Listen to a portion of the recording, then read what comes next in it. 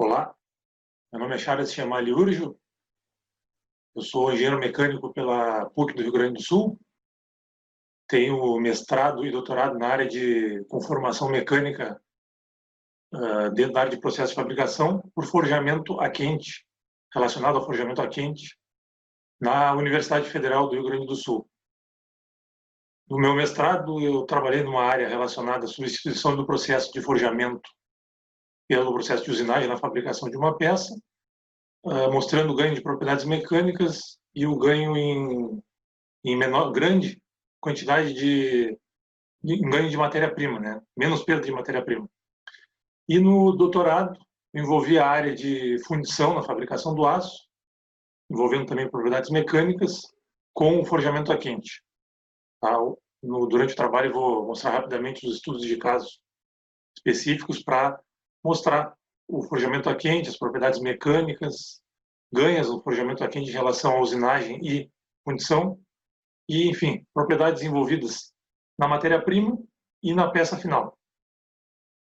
Bom, título do meu trabalho: o processo de conformação por forjamento a quente para o segmento dos aços.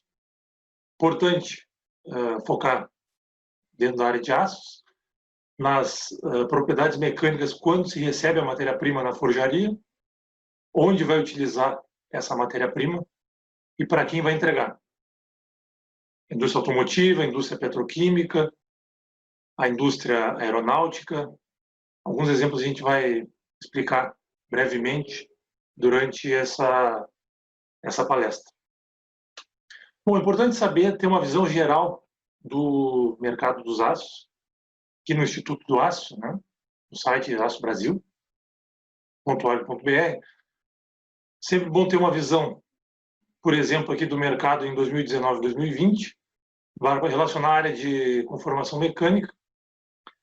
Por exemplo, laminados, observou-se uma perda de 4% em relação a unidades por 1.000 toneladas.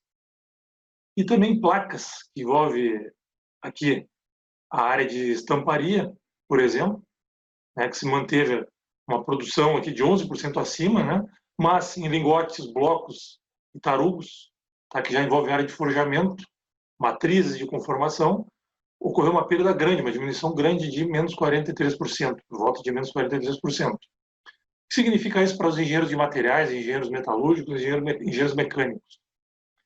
Isso envolve uma perda durante um ano, durante a carreira, por exemplo. Isso aconteceu em vários momentos e o engenheiro tem que estar preparado para alternativas.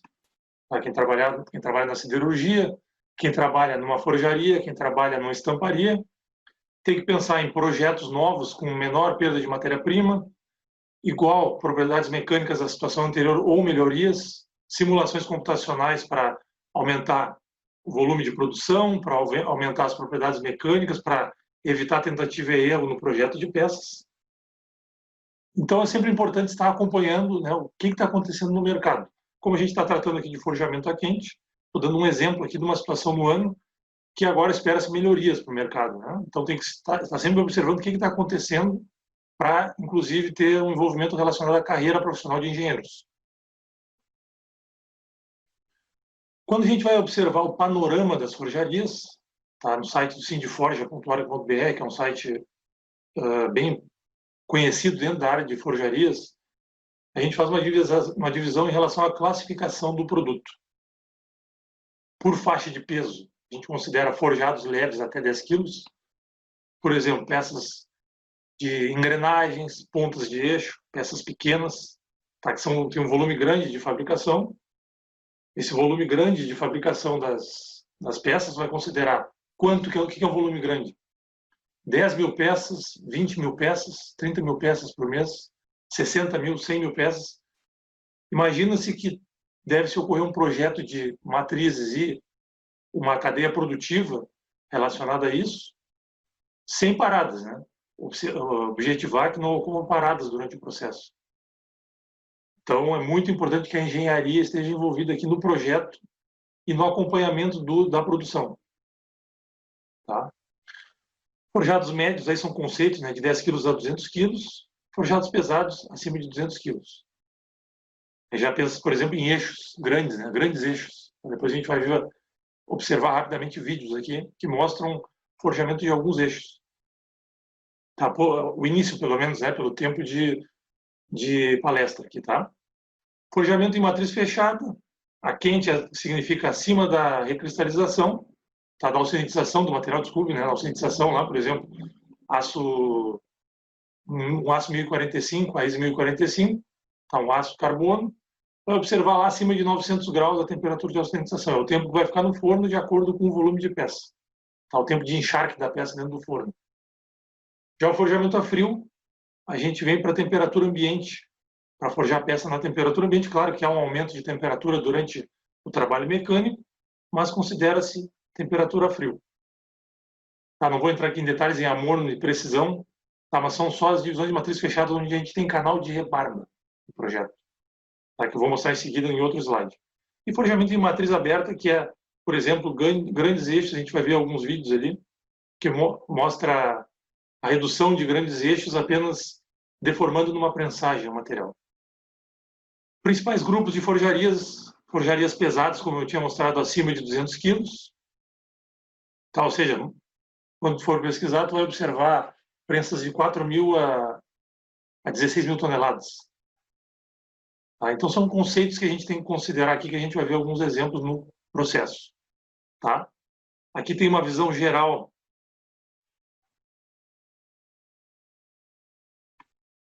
da cadeia produtiva, tá? Só como exemplo aqui do site.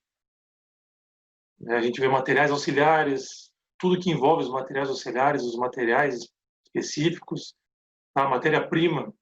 Tá? Ele está dando um exemplo aqui no site, né? O Sindforge está dando um exemplo. As forjarias envolvidas e todos os equipamentos para onde é que vai o material. Tá? É só uma visão específica. Tá? A parte importante que a gente vai ver em seguida em outro slide são as áreas envolvidas no projeto de uma peça e para onde vai em relação. Tem que sempre o engenheiro tem que imaginar em relação ao volume de fabricação e que área que vai o material. Por exemplo, automotivo vai ser o exemplo que a gente vai dar específico aqui, é um grande volume de produção num bom momento da indústria, né? Então, a forjaria tem que estar capacitada para entregar a matéria-prima. Envolve desde o corte da matéria-prima, aquecimento industrial, prensagem e martelamento, usinagem e acabamento, entrega da peça com as propriedades específicas, muitas vezes com tratamento térmico dessas peças. Tá? Então, ela tem que estar dentro de uma norma, né? Bom, vantagens dos forjados. Aqui a gente compara sempre com a usinagem e com a fundição de forma geral, né? Por que são mais fortes? Porque a gente tem linhas de fibramento. Tá? Já da laminação vem as linhas de fibramento. No próximo slide a gente vai ver isso. Que a gente tem que receber na forjaria, a gente tem que receber o forjado da laminação com linhas de fibras já. E dentro dessas linhas de fibras a gente tem que ter um forjamento longitudinal em relação a essas fibras para aproveitar elas. Tá? Aqui o exemplo de um disco ou de uma engrenagem, tá? Que é bem utilizado na forjaria, mostra aqui as linhas de fibras e como a gente pode, após o forjamento, já considerar o tratamento térmico, a normalização, a têmpera e a têmpera e o revendimento. Tá? Dando um exemplo bem específico que considera as linhas de fibras. Se a gente fosse pensar em usinagem, a gente tinha que botar a peça toda a período de matéria-prima e não ia ter essas linhas de fibras formadas no forjamento, tá? Que dá uma direção, uma resistência direcional. Tá?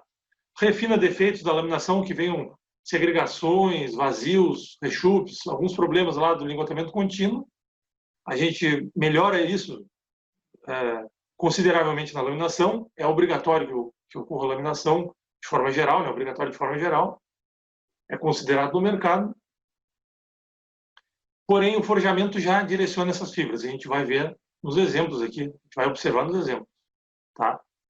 Aqui mostra uma amostra forjada, né, com aqui, não vamos entrar especificamente, mas tem ferrita poligonal, ferrita Widmanstätten, com as suas vantagens obtidas no forjamento. Depois, há uma normalização, geralmente, para ocorrer o acabamento por usinagem, para facilitar a usinagem final do material. Tá? Mas tem vantagens específicas em relação aos grãos com a ferrita poligonal, tá? E ferrita Widmanstätten, que dão em alguns momentos, de utilidade e até tenacidade para algumas peças, dependendo do tipo de composição química que tem no material. Tá? Na origem dos processos de fabricação, do processo de conformação mecânica, observa-se aqui, lá nos primórdios, antes de Cristo, tá? Onde começou a se observar, descobrir a siderurgia, de forma geral, o soldado ia para a guerra, o artesão, que era o engenheiro, formava, de alguma forma, com temperatura, uma chapa de proteção. Se atravessa uma espadada, por exemplo, uma agressão com espada, atravessava essa chapa. O artesão observava depois que deveria botar de alguma forma essa chapa mais grossa para não acontecer isso. O cidadão, os novos soldados iam para a guerra, não atravessava a espada, porém ficava pesado no corpo, ele cansava muito pelo peso. Tá? E aí alguns soldados eram perdidos por causa disso. Na sequência lógica, o outro artesão, né, o engenheiro era o artesão. Tá? O outro artesão se substituía, o engenheiro da fábrica, lá na época, né, o artesão, e a partir disso se conseguia com algumas matérias-primas, alguns minérios, tá, que depois se descobriu com os estudos, até a Revolução Industrial, se descobriu que conseguia-se alguma chapa mais fina com propriedades mecânicas melhores. Esse é o segredo da indústria. Procurar melhoria de processo, maior fabricação, com a melhoria do produto.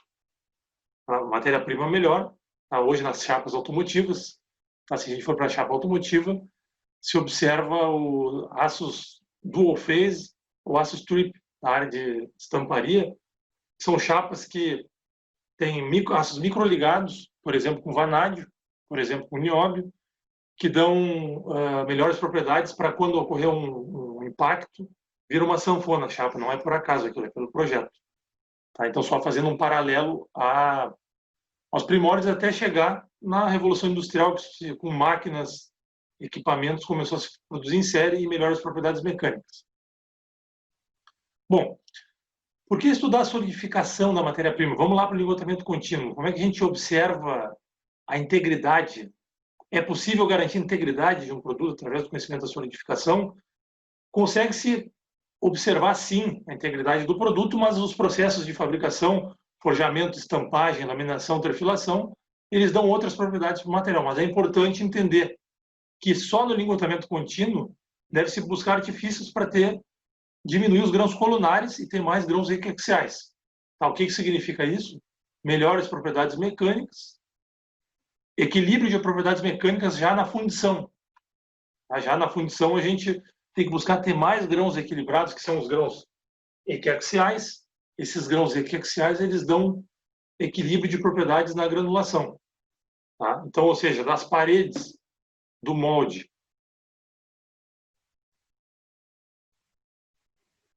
aqui nas paredes do molde, tá? A gente tem um crescimento dendrítico aqui de braços primários e secundários, tá? Que não deixam propriedades heterogêneas do material. E aqui a gente tem no centro uma demora maior para solidificar o material. Essa demora maior para solidificar o material vão formando alguns grãos equiaxiais na parte central. O objetivo, por exemplo, com a agitação eletromagnética, é que se refunda alguns grãos na solidificação. A agitação eletromagnética é bastante utilizada na soldagem, e a partir disso se obtenha mais grãos equiaxiais. Tá? Por isso a laminação posteriormente, ela, com a recristalização dinâmica, vai formando alguns mais grãos equiaxiais, mais formação de grãos, e melhora as propriedades, deixam mais homogêneas as propriedades do material. Bom,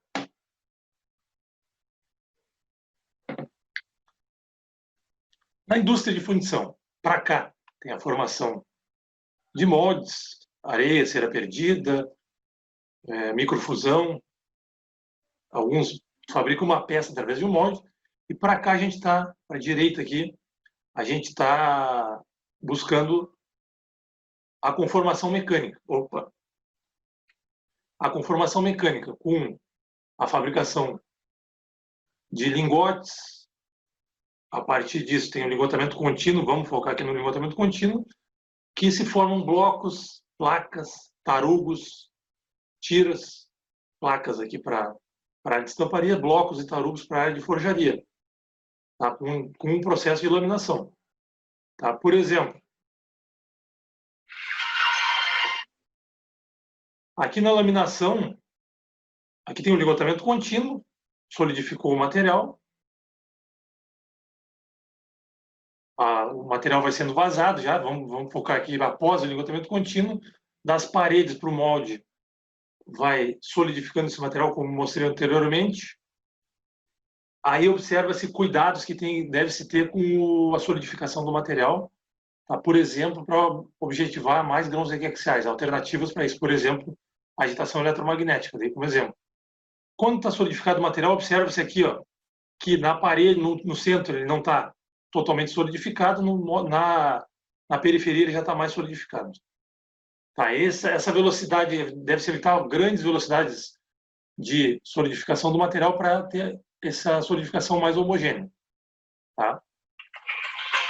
Levando já para a laminação, para a parte de laminação. Tá? Aqui na parte 1 minuto e 20 que eu tinha selecionado. Quando já está se obtendo a recristalização dinâmica do material, ele vai por rolo sendo laminado. Tá? Estou sendo buscando ser bem didático para, de forma geral, observar que ele ocorre o trabalho mecânico, né? E no grão a gente tem a recristalização dinâmica do material. O que é recristalização dinâmica? Durante o trabalho mecânico, ele já está solidificando, ele está da oxidatização em direção à solidificação, eu deformo ele a quente ainda, né? Deformo ele ainda na oxidatização e vou formando novos grãos do material e vou equilibrando para ter uma linha de fibramento da laminação e, após isso, mais equilíbrio na minha granulação, beneficiando lá já para o forjamento. Tá? O caminho aqui da laminação, né, desde hoje em dia, se for pesquisar na siderurgia, vem da sucata, junta com minérios, faz o lingotamento contínuo. A partir daqui tem os tarugos para laminação e observa-se aqui linhas e fibras do material. Aqui numa micrografia, observa-se grãos com direção de fibras aqui do material. Observando numa animação, tu vê o crescimento do grão aqui, o aumento do grão aqui, né? A visão do aumento desses grãos, ele é laminado, há um achatamento dos grãos, entre aspas, um encruamento, só que ele está, por exemplo, acima da temperatura de alcalinização, esse grão se refaz e vão formando grãos mais equiaxiais, grãos mais equilibrados, com linhas de fibras, que é beneficente para a conformação plástica do material. Nessa laminação, por exemplo, vamos pensar nas inclusões, tá? Sulfeto de manganês. Observa-se aqui a direção de laminação, tá? Uma direção de laminação, e na forma, a resistência ao impacto, tá? Para avaliar o material laminado, na direção longitudinal, tá? De laminação, que eu vou formar, em seguida a gente vai ver no forjamento, observa-se melhores propriedades em relação ao longitudinal do que se for pegar um corpo aqui, eu peguei de um artigo aqui, um corpo retirado na direção a 0 graus, a 45 graus e a 90 graus, só para visualizar em relação ao ensaio de tração, por exemplo. Tá? E aonde está uma inclusão de sulfeto de manganês aqui dentro do grão? Tem um grão, por exemplo, da austenita, no contorno de grão aqui próximo dele eu encontro essa inclusão. E aqui eu tenho, numa visão macro, a inclusão não metálica, desculpa, uma inclusão aqui, tá? Vamos pensar na sulfeto de manganês, direcionada aqui pela laminação. Isso vai beneficiar as propriedades mecânicas do meu material. Tá? Onde entra isso no forjamento, a gente já vai ver em seguida. Tá? Uma visão geral de raios atômicos, tá? Para o pessoal da engenharia de materiais aqui ver de onde vem, desde a estrutura atômica, tá? A gente vai trabalhar no forjamento na conformação plástica do material, a deformação a partir do escoamento até a ruptura. Essa é a parte da conformação. Pensando aqui numa granulação, para quem for para metalografia, tá? Orientação, distribuição de grãos, composição. E aqui já na geometria do meu material, observando o material, tá?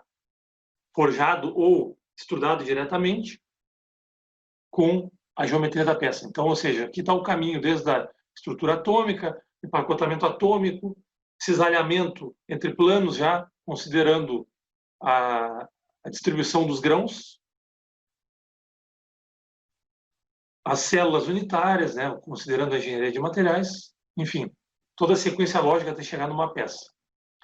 Na indústria, para ter uma visão geral da indústria, da conformação mecânica, para entrar principalmente na forjaria, como eu falei da conformação plástica, tem toda a indústria que envolve conformação mecânica, tá dentro do segmento dos aços, tá? Vamos focar nos aços aqui para pensar na indústria automotiva, tá? Que tem um volume de peças, mas todas as outras que envolvem, né? A indústria naval, né? A indústria da construção civil, que é muito volumosa, tá? Mostrei ali na indústria de aços, uma que não perdeu muita produção nesse ano de crise de produção de aços, tá? Mas vamos focar aqui na indústria automotiva, tá? Para a gente observar mais exemplos. Tá? E, claro, tudo que envolve conformação plástica que ganha em volume de produção, muito menos perda de matéria-prima em relação à usinagem e direção de fibras já provenientes da laminação, certo? Forjamento. Vamos para o processo de forjamento.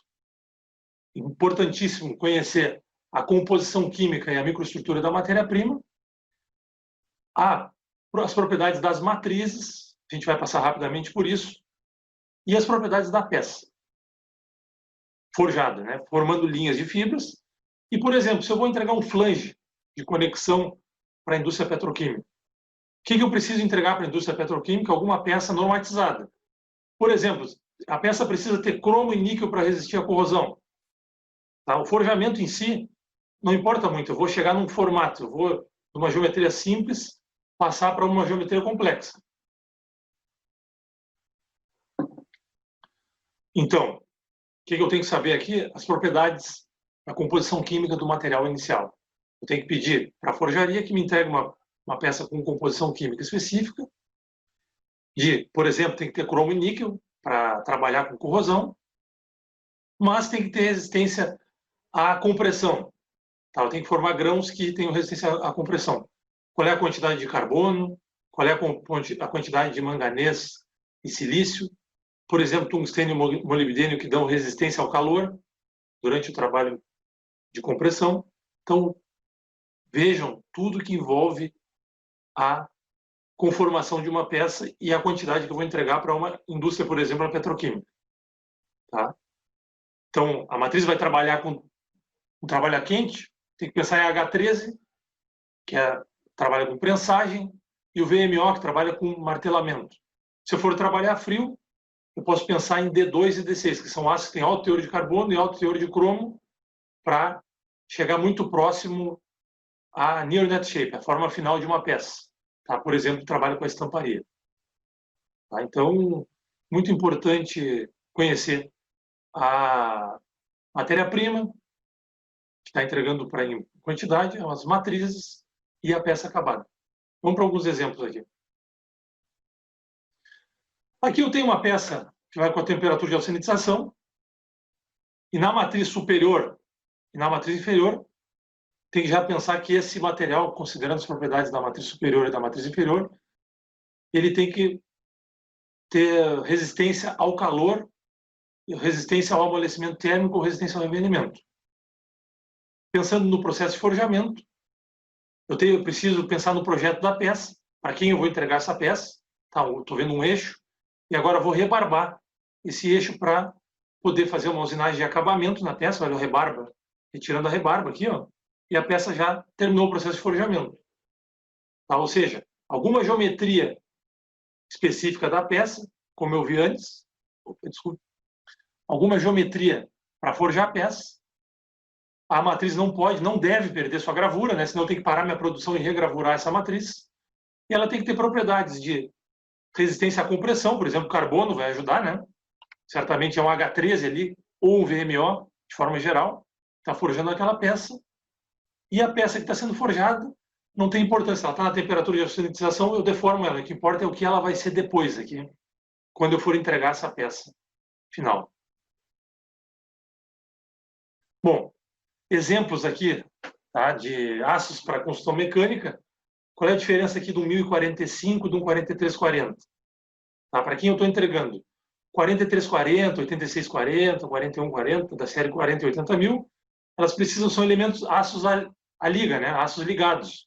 São aços mais caros. Por que são mais caros? Porque eles têm, vejam, silício, manganês, cromo, níquel, molibdênio, às vezes vanádio, né? Que dão características específicas para esse material.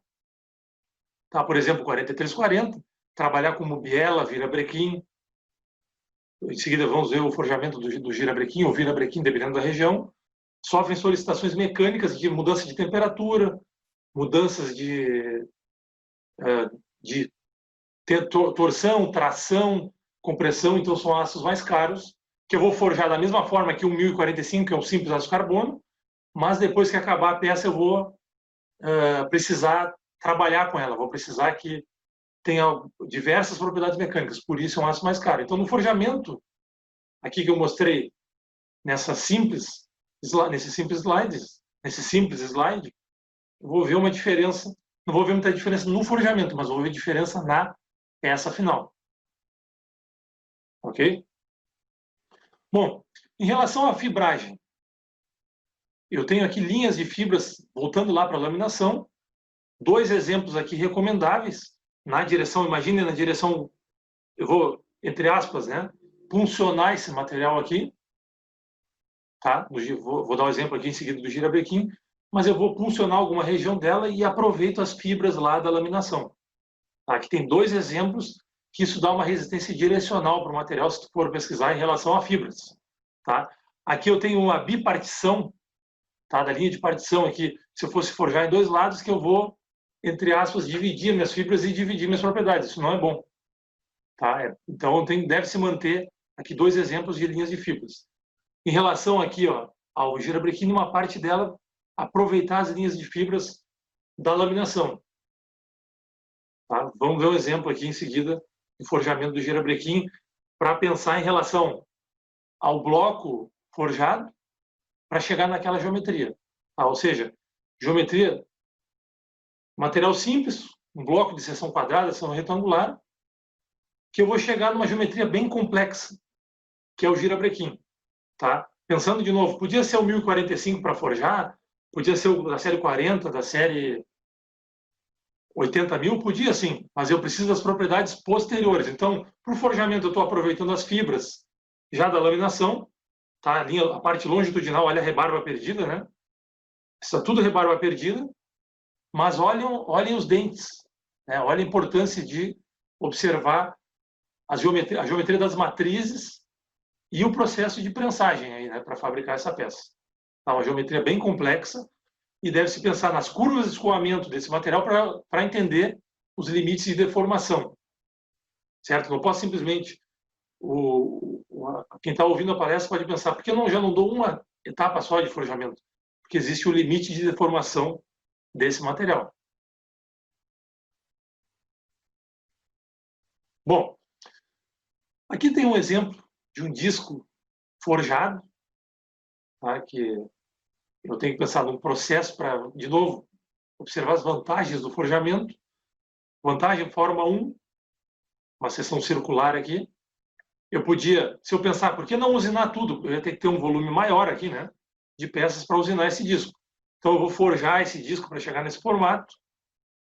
Vou ter melhores propriedades em relação às fibras do material, ele vai chegar em direções de fibras.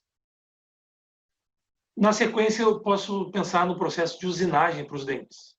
Tá? Existem processos avançados que eu chego quase próximo da forma final, mas vamos pensar de forma geral como acontece na indústria. Né? Eu forjo o material, tá, em questão de menos de 1 minuto, e depois levo para a usinagem os dentes. Tá? Se eu pensar na parte de micrografia do forjado, eu tenho uma situação de ferritas poligonais e perlitas aqui, daí eu chego faço uma normalização para ter um equilíbrio desses grãos, tá? Para poder depois ocorrer a usinagem e acabamento. Então, para a gente pensar, né? Engenheiros de materiais, engenheiros de produção, engenheiros da parte de metalurgia, engenheiros mecânicos, como fabricar uma peça, uma sequência lógica, pensar nas máquinas, prensas, martelos, no aquecimento industrial, para ver a gente pensar aqui qual vantagem e desvantagem em relação à usinagem e volume de produção em relação ao forjamento. O forjamento ganha longe aqui em relação a fibras e em relação à direção das fibras, né? Em relação a volume de produção e menor perda de matéria-prima. Indústria automotiva. Aqui, né, a gente vê na indústria automotiva, vamos pensar em relação a peças na indústria automotiva, aqui o girabrequim de novo, bielas, ponta de eixos, né, peças específicas aqui dobradas. Imagine se fosse pegar um bloco para usinar cada peça dessas.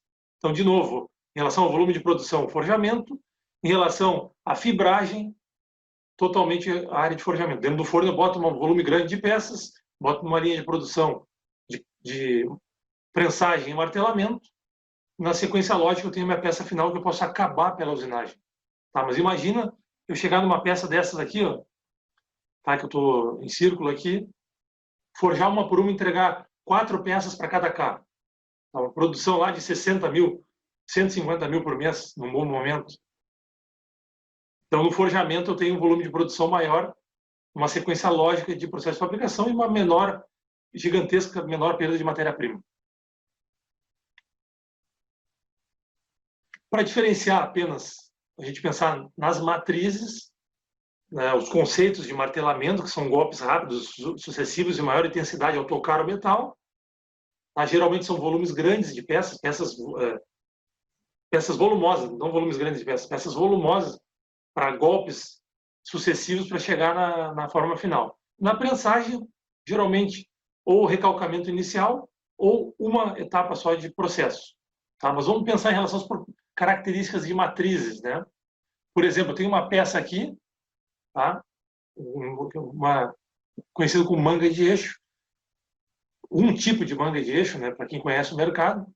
Eu tenho inicialmente aqui o dobramento da sua pré-forma e depois, em algumas etapas, eu chego no formato final dessa peça com a rebarbação. Tá? Vejam que propriedades tem que ter, que matriz eu escolho para essa peça aqui. Se eu for pensar em prensagem, eu vou falar do H13. Tá? Vou pensar em H13. Por quê? Porque o H13, se a gente pensar no diagrama de revenimento, ele mantém a dureza quente do material. Ele mantém aqui, ó, 200, 300, 400, 500, ele vai mantendo a temperatura. Tá? Estou deixando aqui as informações que a palestra é gravada, né? Pelo tempo que a gente tem para não discutir especificamente, mas rapidamente eu tenho que manter a dureza quente se eu estou naquele processo de encostar a matriz da peça numa prensagem. Tá? Tu vê que a dureza se mantém. Observa aqui. Claro que depois de um tempo, né? Depois de uma temperatura, desculpe, vai começar a cair a dureza e pode ocorrer a falha do processo. Já no VMO, que é conhecido por martelamento, ele tem uma alta dureza mesmo com temperaturas. Tá? Claro que tem a engenharia de superfície, que a gente faz tratamentos superficiais para ter mais dureza, né? Dá para se aprofundar um pouco mais nisso.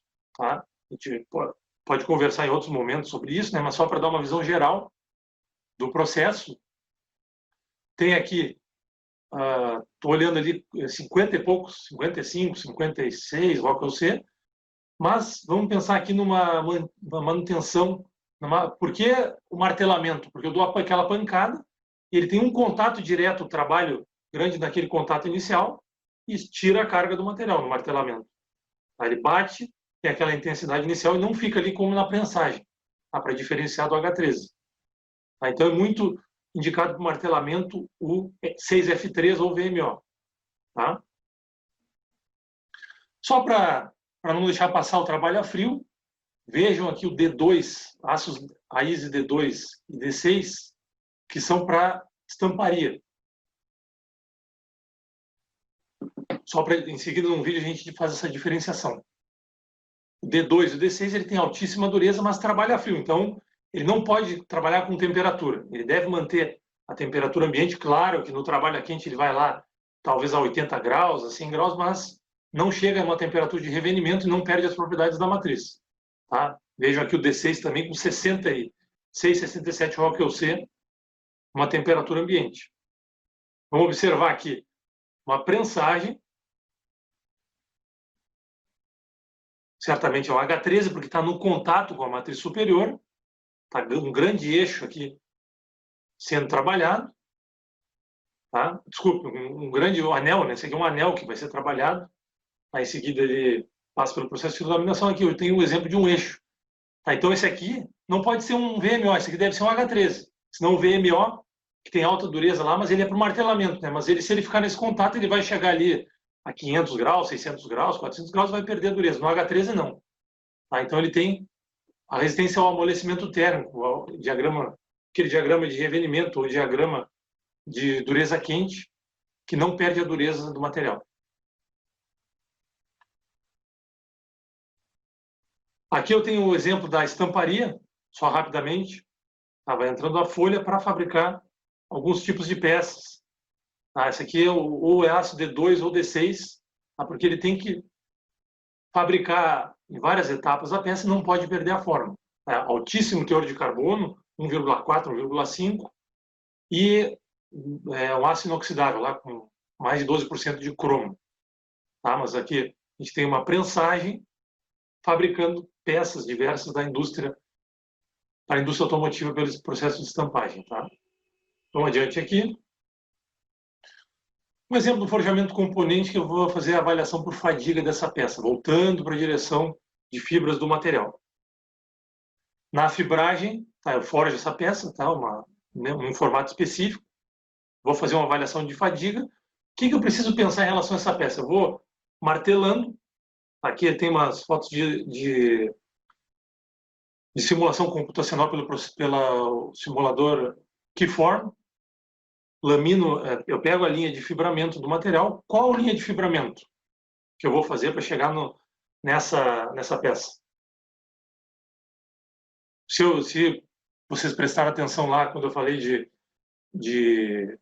da linha de fibramento, eu peguei a longitudinal lá da laminação. Imagina o rolo de laminação, laminando a peça e fazendo aquela linha de fibras com a recristalização dinâmica aqui. É aqui que eu tenho que forjar meu material, tá? Para chegar numa condição de fibras, nessa direção.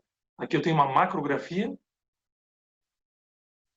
A macrografia mostrando a linha de fibras. Está na direção longitudinal de forjamento. Se eu for levar para transversal, eu vou ter a fadiga mais rápida do material. Num teste de fadiga já realizado nesse mesmo aço aqui, eu observei a falha por fadiga bem antes desse material por causa da linha de fibras. Tá? Forjado. Aqui tem uma foto da simulação computacional. Um outro exemplo específico aqui, o forjamento de ferraduras, tá? De uma série da A6351, uma série 6.000 de alumínio. Ela tem várias séries, da 1.000 a 8.000, tá? Das ligas de alumínio. Então, eu dobro a frio o material. Tá? Estou mostrando para vocês exemplos de processos de fabricação por forjamento. Faço um dobramento a frio, tenho a minha liga de alumínio encruada, sim, tá? Está encruada. Só que eu vou botar no forno, vou fazer lá o forjamento, a temperatura específica desse material para forjamento, 400 e tantos graus, tá? Não vou entrar nos detalhes agora. Tenho aqui a minha matriz de H13 para forjar quente esse material. Forjei uma prensa hidráulica em uma etapa só. Aí, para fazer uma avaliação do material, para engenharia de materiais, aqui, fazer uma avaliação do perfil aqui de corte da ferradura. A matéria-prima, eu tenho lá 51 Vickers, tá? Digamos, uma média, né? A peça forjada, tá? Após o forjamento aqui, eu tenho 69 Vickers. E a peça, depois tratada, solubilizada, né? A gente faz que a gente chama de solubilização, tá? Devido à composição química dessa liga de alumínio, que não é aço, né? Mas estou dando um exemplo. Solubiliza, tempera, faz o envelhecimento artificial, temperatura específica, e tenho 115 Vickers na dureza final. Tá? Aqui tem uma foto da indentação da medição de dureza. Está só dando um geral de forjamento. Essa peça aqui, ela foi substituída por ferraduras de aço. Muito mais benefícios para o cavalo de corrida, né? Um trabalho realizado com cavalos de corrida. E observou-se uma melhoria do processo por forjamento. Aqui antes ela era fundida, e aqui passou a ser forjada. E uma melhoria de produto em relação ao desempenho, dureza e leveza do material.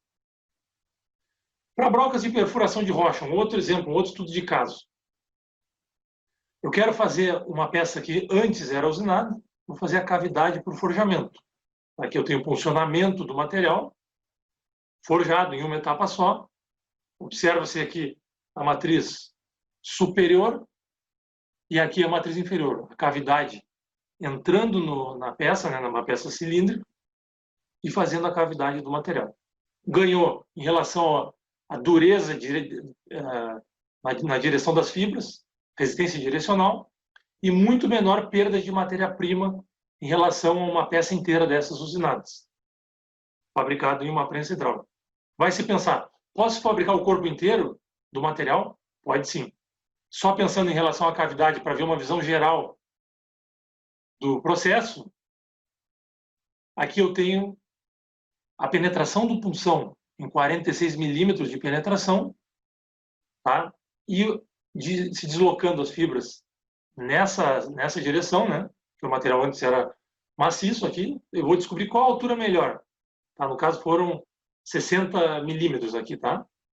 E uma carga aplicada a quente, tá? No forjamento a quente, de mais ou menos 65 a 70 toneladas.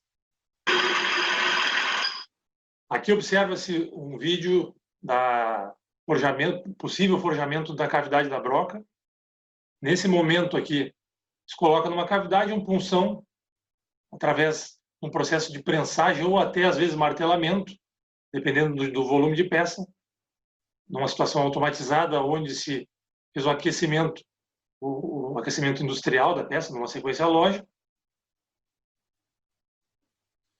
e forjou a peça.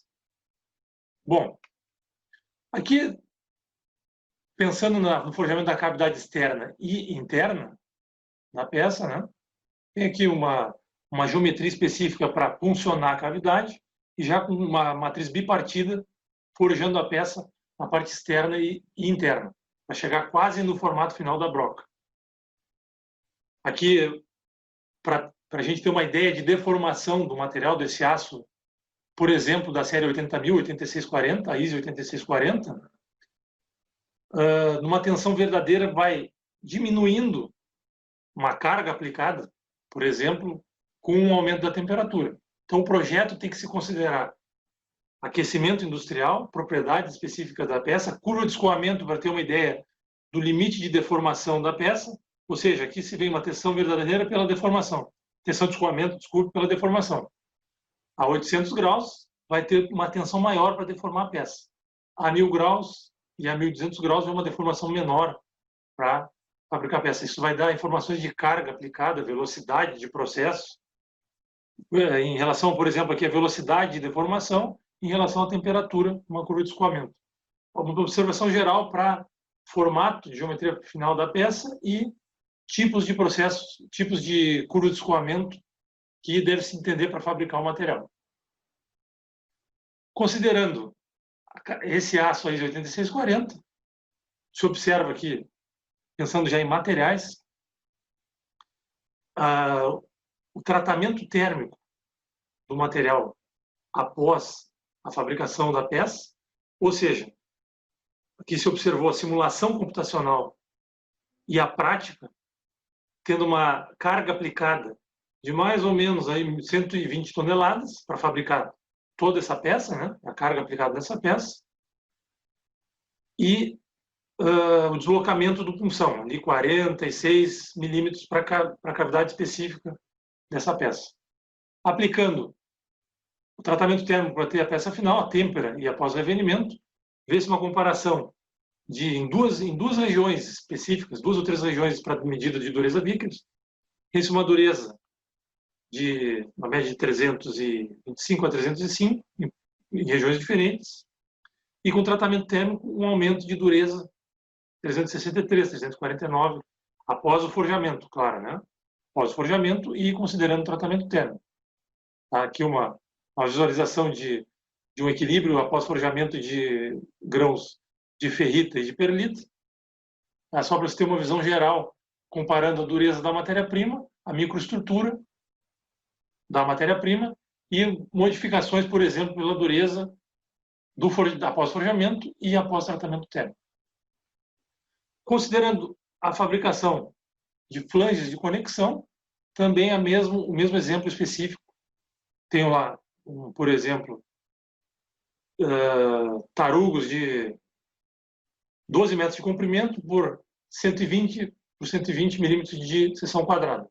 Corta-se numa guilhotina mecânica, faz-se o aquecimento num forno de gás natural, faz o recalcamento numa prensa e martela a peça até chegar na geometria final.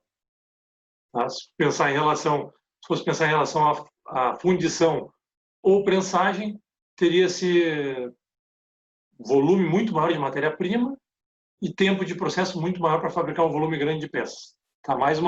Além das fibras, a direção de fibras do material, mais uma vantagem grande em relação ao forjamento a quente. Claro que sempre tem que considerar, por exemplo, num vaso de pressão, tu vai considerar a usinagem do material, furos do material, tratamento térmico e acabamento por usinagem.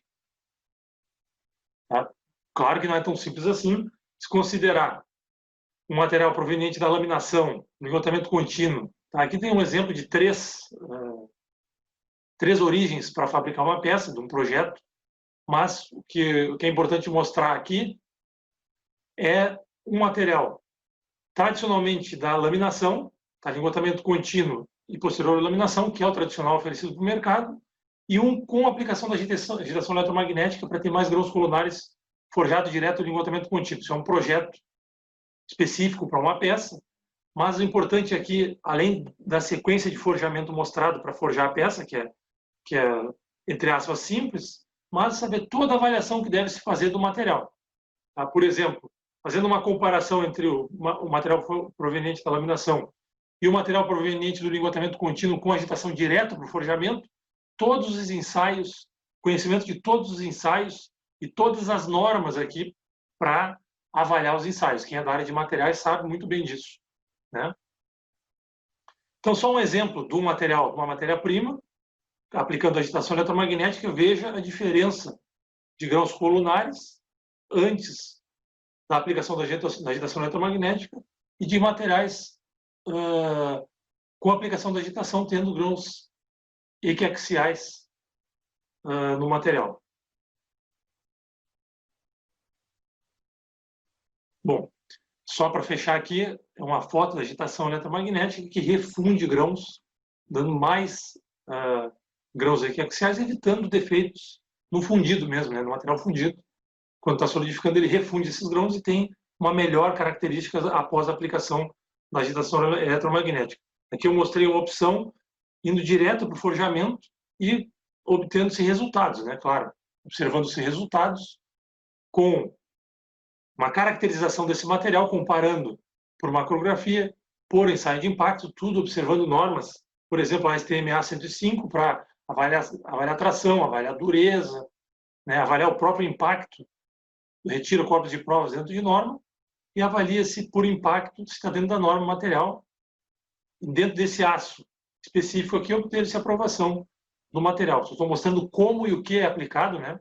Para entender, por exemplo, na LP, nos líquidos penetrantes, se observou uma porosidade, um vazio, uma microtrinca, um vazio aqui no material.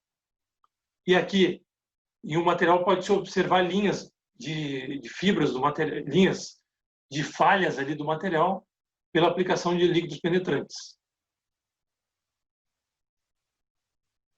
Bom, para fechar aqui, vou mostrar a aplicação da simulação computacional. A simulação computacional, ela mostra exemplos em que se evita tentativa e erro e se mostra falhas no projeto de matrizes.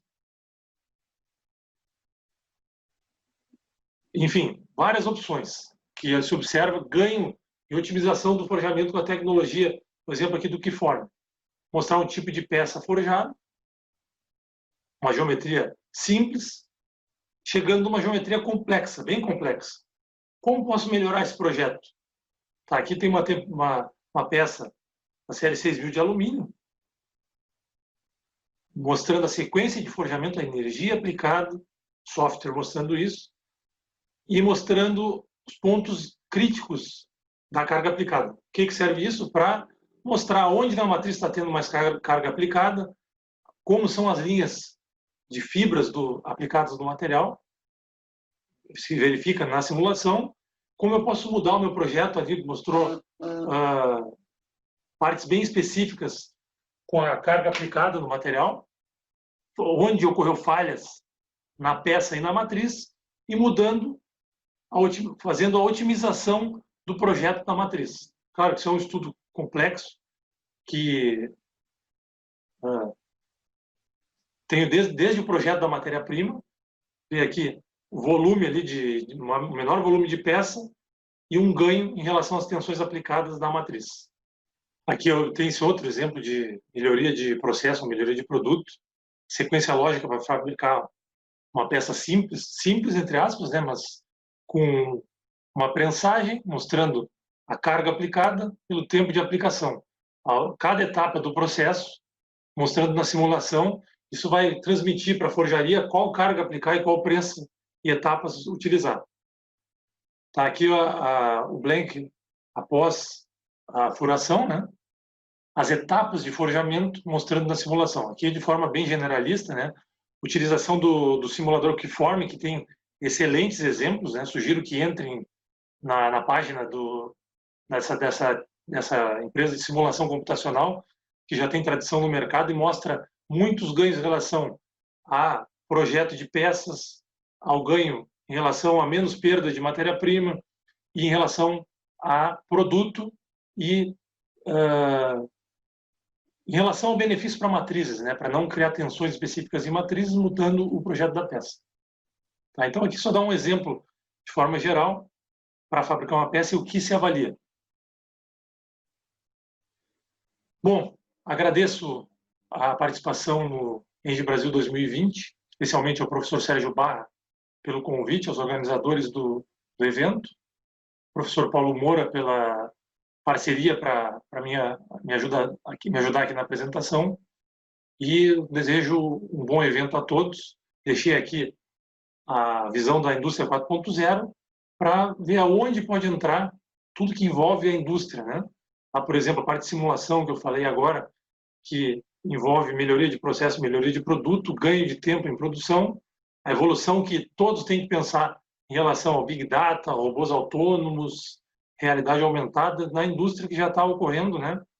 E para a conformação a gente foca em evitar a tentativa e erro, tá? Obrigado a todos pela participação, fico à disposição para participar da melhor forma possível e um abraço.